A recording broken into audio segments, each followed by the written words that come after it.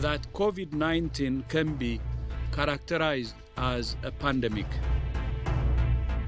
WHO가 팬데믹, 세계적 대유행을 선언한 지 6개월.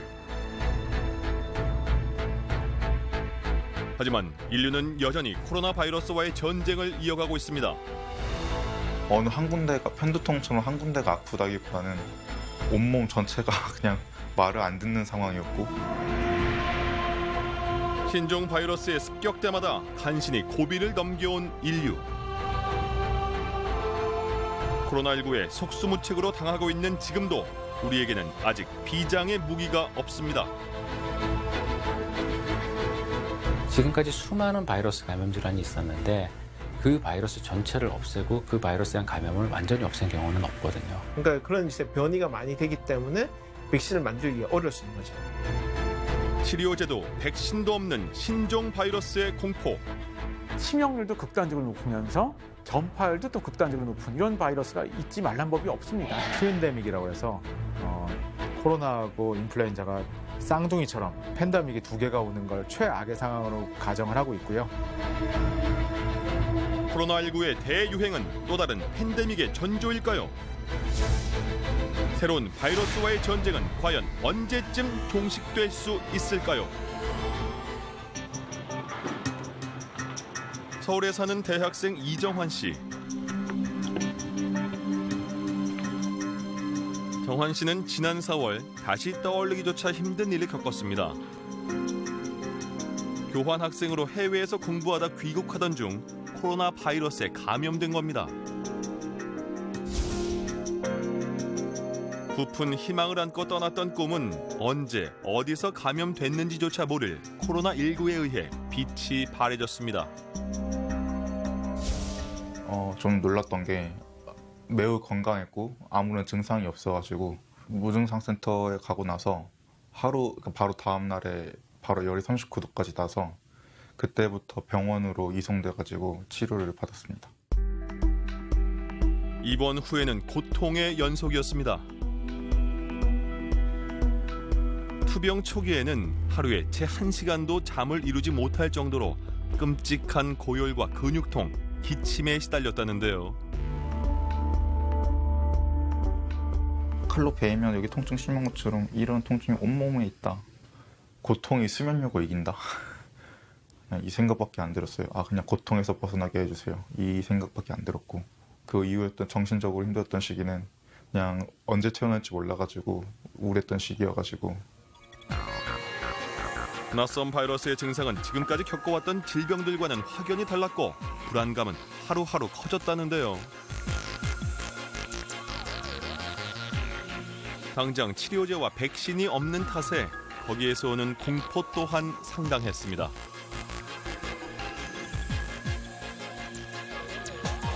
여러 가지 생각을 했었는데 사실 그래도 비교적 젊은 나이에 죽음이란 거 처음 생각해봐가지고 그러니까 우리가 흘려보내는 일상 순간순간 하루하루가 굉장히 소중했던 거구나.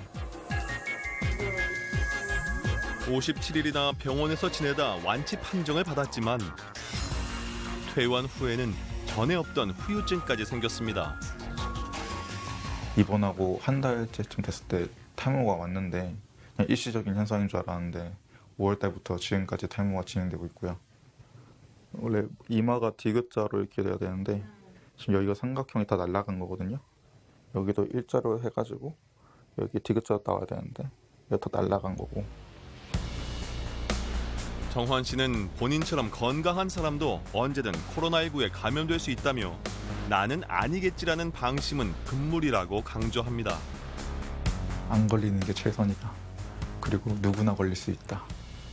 이렇게 나이 상관없이 증상이 워낙 다양하기 때문에 예측할 수 없기 때문에 또 코로나에 걸리면 경과가 어떻게 될지 그래서 더 무서운 것 같아요. 실제 코로나19에 걸렸다 회복된 사람들 중 상당수가 심각한 후유증에 시달리고 있는 것으로 조사됐습니다. 코로나19 팬데믹 초기 중국에 이어 확진자가 많았던 이탈리아에서 완치자를 조사한 결과 후유증을 호소한 사람이 87%나 됐는데요. 피로감 53%, 호흡곤란 43%, 관절통 27% 등 후유증도 복합적이었습니다. 심장 근육의 염증이라거나 심기능 저하, 부정맥과 같은 그런 심혈관계의 후유증도 보고를 하고 있는 상황입니다. 또한 신경정신계 쪽에서도 후유증 보고를 하고 있습니다. 전 세계를 충격과 공포로 몰고 간 코로나19. 현재 사망자 수만 94만 명으로 집계됐고 누적 확진자 수는 3천만 명을 훌쩍 넘은 상황인데요. 변화무쌍한 신종 바이러스 앞에 인류가 얼마나 무력한지 보여주고 있습니다. 그렇다면 바이러스가 이토록 80억 인류를 탐하게 된 이유는 무엇일까요? 그들은 숙주 없이는 살아갈 수 없는 기생체이기 때문입니다. 사실 바이러스의 구조는 지구상 어느 생명체보다도 단순한데요. 유전 정보를 가진 RNA와 핵산, 그리고 그것을 둘러싼 껍질인 단백질로만 이루어져 있습니다. 바이러스는 종종 세균과 비교되기도 하는데요. 바이러스는 세균에 비해 매우 작고 단순한 게 특징입니다. 식중독, 결핵 등을 일으키는 세균은 항생제 치료가 가능하지만 코로나, 에이즈 등을 일으키는 바이러스는 항생제 치료가 불가능하다는 차이도 있습니다. 세균은 죽음이 있지만 바이러스는 죽음이 없습니다. 바이러스는 사실은 우리가 이제 이런 말로 많이 표현을 합니다. 생명과 무생명의 경계에 있다. 바이러스는 절대적으로 살아있는 세포에서만 기생할 수 있어요. 그러니까는 숙주, 살아있는 세포가 아니고서는 그냥 단백질 쪼가리에 불과합니다. 코로나19 표면에 왕관처럼 튀어나온 돌기가 보이십니까? 이게 바로 스파이크 단백질입니다. 이 단백질 돌기는 숙주의 세포 속 문을 여는 열쇠와도 같은데요. 이것이 세포 표면에 문고리 역할을 하는 수용체와 결합을 하면 비로소 바이러스가 우리 몸속으로 침투하게 됩니다. 이때부터 바이러스는 자신의 생존만을 위해 본격적으로 증식을 시작하고 복제된 바이러스는 기침 등 비말을 통해서 배출됩니다. 바이러스 같은 경우는 숙주에 감염이 됐을 때만이 이제 증식 및 복제가 일어나거든요. 숙주라는 게 이제 보면 바이러스 입장에 봤을 때는 사람이 될 수도 있고, 그러니까 동물이 될 수도 있고, 아니면 식물이 될 수도 있고. 하나가 들어와서 몇 시간 후에는 몇백 개, 심지어 몇천 개가 될 때도 있습니다. 그러다 보니까 굉장히 빠르게 자손 바이러스를 많이 증식하다 보니까 돌연변이가 더 많아지고 진화도 더 빨리 일어날 수가 있는 그런 것이 되겠죠. 네. 바이러스는 라틴어로 독을 의미하는 비루스에서 유래됐습니다. 그동안 인류는 눈에 보이지 않는 바이러스의 끈질긴 공격을 받아오며 숱한 희생을 치러왔습니다.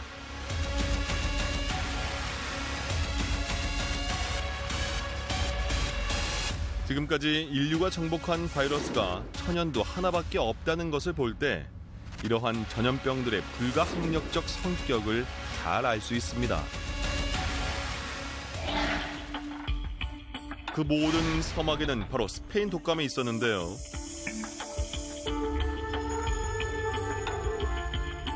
(1차) 세계대전 당시 군사기지를 중심으로 퍼져나간 이 신종 바이러스는 당시 전 세계 인구 3분의 1인 5억 명을 감염시켰고 약 5천만 명 이상의 목숨을 앗아갔습니다.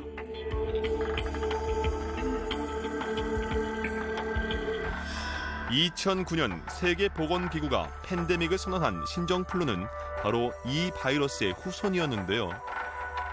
약 100년이 지나 또 다른 이름으로 우리와 마주한 겁니다. 연관관계가 아예 단절됐다고 볼 수는 없죠. 1918년도 스페인 독감과 2009년도 그 팬데믹은 연관이 있어요. 그 유전자들이 계속 살아서 2009년까지 따라온 그 흔적들이 있어요. 문제는 이런 신종 바이러스가 더 자주, 더욱 빈번하게 출현하고 있다는 겁니다. 2002년 사스, 2009년 신종플루, 2012년 메르스, 2014년 에볼라, 2015년 지카, 그리고 현재 코로나19까지 신종 바이러스의 창궐 주기는 더욱 빨라졌습니다. 이러한 상황에서 전문가들은 최악의 바이러스는 아직 오지 않았다며 경고합니다.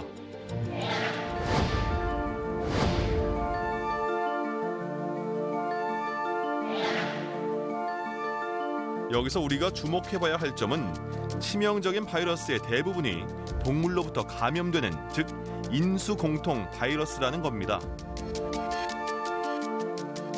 유엔은 새로 창궐하는 전염병의 약 75%가 야생동물에서 유래했다는 보고서를 내놓은 바 있는데요.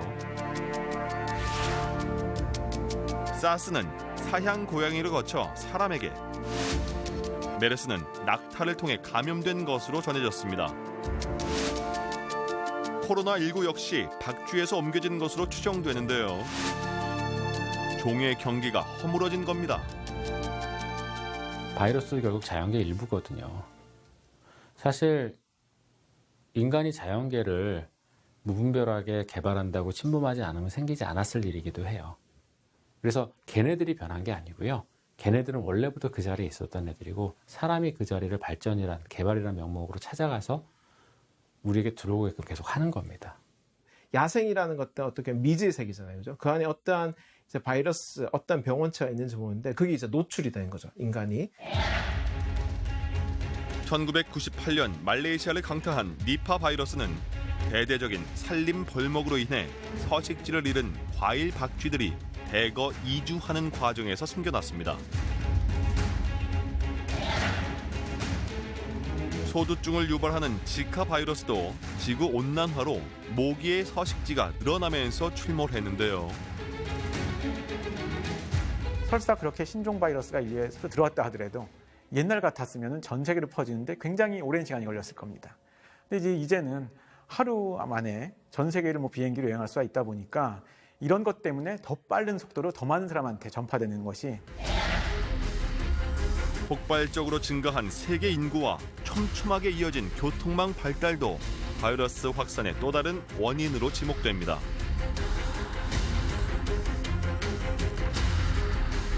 비약적으로 빨라진 현대 문명은 발 없는 바이러스에게 바퀴를, 날개 없는 바이러스에 날개를 달아줬는데요.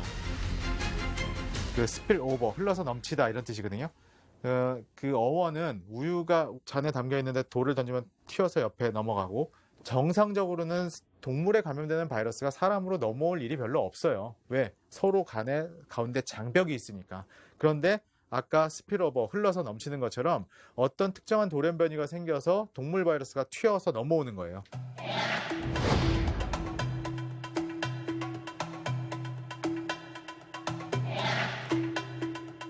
신종 바이러스가 무서운 이유는 인류가 거기에 대응할 수단을 갖고 있지 않기 때문입니다.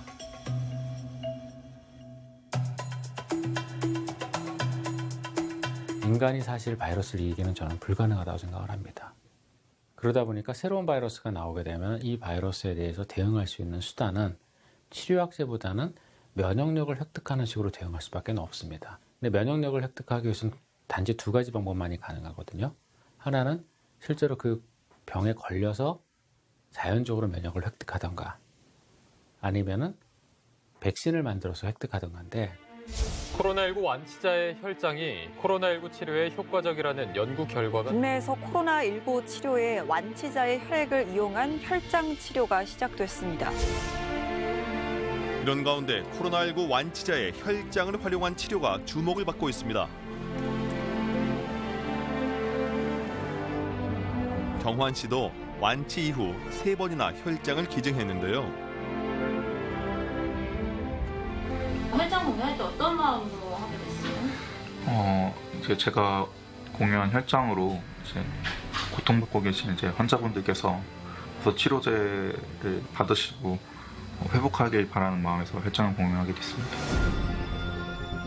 피에서 적혈구와 백혈구, 혈소판 등 혈액세포를 빼고 남은 액체가 바로 혈장입니다.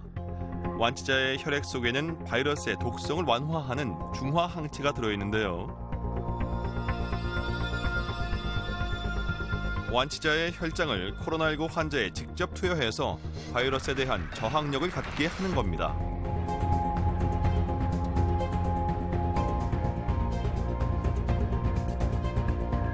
현재 우리나라 혈장 치료제 개발은 국책 사업으로 빠르게 진행되고 있는데요. 지금 현재 국립보건연구원과 녹십자가 같이 공동으로 해서 약물 개념의 혈장 치료제에 대한 임상 시험을 진행하고 있습니다. 9월 중에는 상업용 항체 치료제 대량 생산을 계획하고 있습니다. 하지만 혈장 치료는 완치자가 지속적으로 혈장을 제공해야 한다는 점. 그리고 항체의 수명이 길지 않아 시간이 지나면 항체의 효과가 떨어진다는 측면에서 한계를 갖습니다. 결국 코로나19에 걸린 사람보다 걸리지 않은 사람이 더 많은 지금 인류에게 필요한 건 백신입니다. 팬데믹이 선언된 지 6개월, 백신 개발은 과연 어디쯤 와 있을까요? 현재 백신 개발에 가장 빠른 속도를 내고 있는 국가는 미국과 영국, 중국, 그리고 러시아입니다. 이들 국가의 제약사 8곳에서 개발 중인 9개 백신에 대한 안전성과 효능을 검증하는 임상시험이 3상째 진행되고 있는데요. Could even have it during the month of October. The vaccine will be very safe and very effective. Утром зарегистрирована, впервые в мире зарегистрирована вакцина против новой коронавирусной инфекции. 통상 하나의 백신이 나오기까지 10년 정도의 시간이 걸리지만 코로나19의 백신은 1년 만에 3상 시험에 돌입한 겁니다. 전 세계가 코로나19 백신 개발에 사활을 걸었다 해도 무방한데요. 우리나라도 그 중에 하나입니다. 75짜리 3개로 스플릿. 고려대 약학대학 송대섭 교수팀은 백신 후보 물질을 개발한 뒤 임상 시험을 앞두고 있습니다.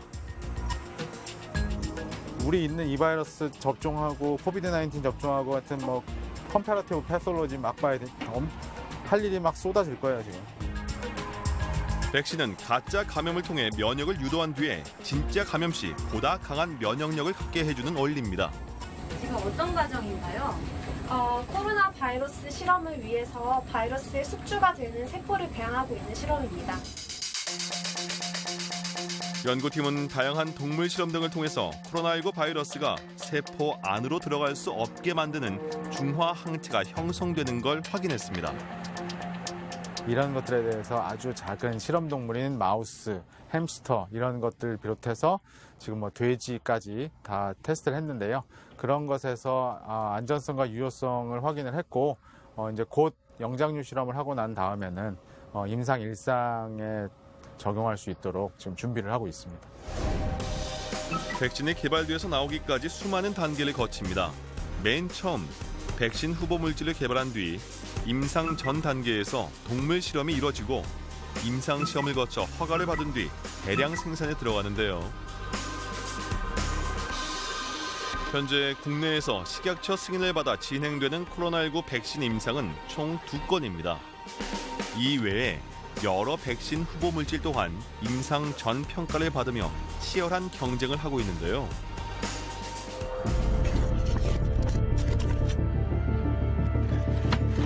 하지만 백신 개발 과열에 대한 우려 또한 여전히 존재합니다. 최근 코로나19 백신을 개발 중이던 다국적 제약사 한 곳은 마지막 임상 단계인 3상에서 시험이 잠정 중단됐습니다. 영국의 임상시험 참가자 중 한 명에게서 원인 불명의 질환이 발견됐기 때문인데요. 백신을 맞아서 효능이 있는 것보다 정상 건강인이 백신을 맞고 그 부작용으로 아프게 돼서는 절대 그건 백신이 용납되지 않습니다. 그래서 안전성과 효능을 인증받은 백신이 일반인들한테 대규모로 접종이 되려면 시간은 조금 더 필요하다. 그래서 빨라야 내년 이맘때쯤, 내년 하반기쯤에나 가능하지 않을까. 그렇게 저는 개인적으로 예상을 합니다.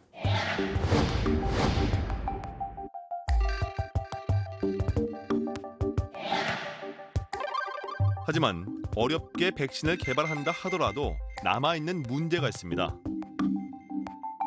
바로 변이입니다. 변이는 숙주의 면역 체계를 피해 증식과 전파를 확산하려는 바이러스의 생존 본능인데요. 변화해야 살아남는다는 세상의 기본 원리를 바이러스도 알고 있는 모양새입니다. 그렇다면 코로나 바이러스가 계속해서 변이를 일으키면 어렵게 개발한 백신은 무용지물이 되는 걸까요? RNA 바이러스 안에서 비교해 본다면은 코로나 바이러스는 좀 돌연변이가 좀 적게 일어나는 편이에요. 그래서 아직까지도 지금 뉴스에도 나온 논문에 나온 그 수많은 이 코로나 바이러스의 돌연변이가 있었지만 아직은 면역 반응을 그렇게 아주 유의미하게 회피하는 도망가는 그런 돌연변이는 아직까지는 나오지 않았다는 것이 지금 이제 학계의 정설입니다. 하지만 가능성이 낮다고 해서 아예 없는 건 아닙니다. 신종 바이러스의 출몰이 잦아지는 지금 우리는 최악의 시나리오에도 대비를 해야 하는데요. 얼마든지 신종 바이러스라는 거는 모든 가능성을 다 포함하고 있는 거다 보니까 치명률도 극단적으로 높으면서 전파율도 또 극단적으로 높은 이런 바이러스가 있지 말란 법이 없습니다, 사실은. 전염병이 높은 바이러스와 치사율이 높은 바이러스가 만나 새로운 바이러스가 출몰할 가능성도 염두에 둬야 합니다. 특히 전문가들은 독감과 코로나19 동시 발생이 현실화될 경우에 우리가 겪어보지 못한 최악의 가을이 될 수 있다며 위험성을 경고합니다.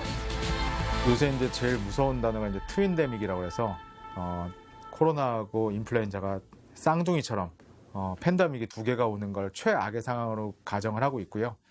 일반적인 상식에 있어서 바이러스가 하나가 감염이 되어 있는 상태에서 다른 바이러스가 추가적으로 들어오면 반드시 상승작용이 있거든요. 그런 우려 때문에 코로나19가 특히나 무증상 감염이 많은 이 코로나 바이러스의 특성상 여기에 독감까지 덮어버리면 굉장히 심각한 그 질병을 야기할 수 있다는 우려가 있고요.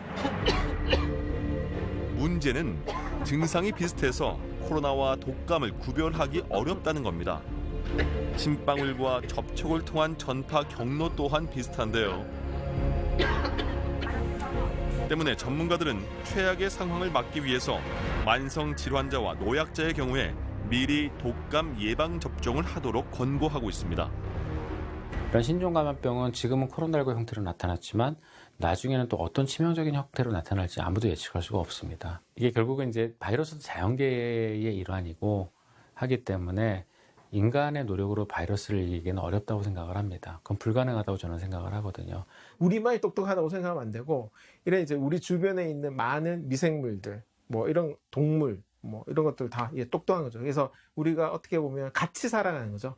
그러니까 이 지구라는 환경에서 인간만이 사는 게 아니라 결국 이제 다양한 생명체, 바이러스를 포함해서 이런 것들과 이제 같이 살아간다라고 저는 이제 생각을 하는 거죠. 네. 백신이 개발되더라도 우리는 바이러스와 함께 살아갈 수밖에 없습니다.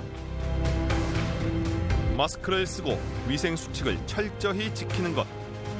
이 단순하지만 중요한 활동만이 우리가 코로나19에서 그리고 언제 마주할지 모르는 새로운 바이러스로부터 자유로워질 수 있는 길일 것입니다.